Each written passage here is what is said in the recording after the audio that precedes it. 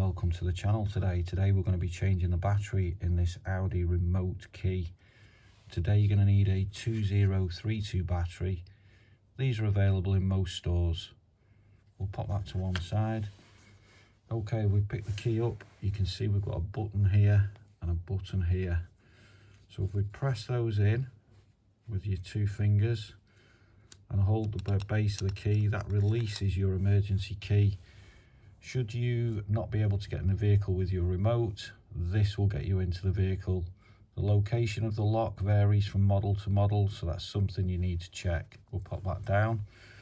Okay, we flip the key over, so we're looking at the back of the key, and there's two more little buttons here. If we press those in, now hold the key firmly, pressing those in. You get a small screwdriver and that should release the battery housing tray. Now you only need to pull it slightly like that so you've got it released, and then just slide that out. We'll pop that down and that reveals your battery.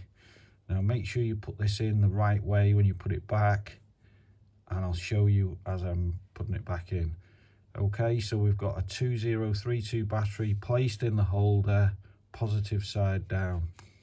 So your positive side is always your smooth side, your negative side is the domed edge side, just so you can see that. Okay, we'll get the new battery and we'll pop that back in to the little holder, and there is a little positive symbol on there, so that indicates positive side down. So we're putting that back in the same way it came out, and we'll carefully slide that in. Now you might think that's in there, it isn't. You need to press the buttons again and then push it right in, and the buttons, you'll feel it clip into place. Okay, so that's your battery back in, and then we'll put the emergency key back in. That clips into place, and that's job done on your Audi remote key. Hope that was helpful for you today. Please give us a like and subscribe. Check out our other videos, and we'll see you soon.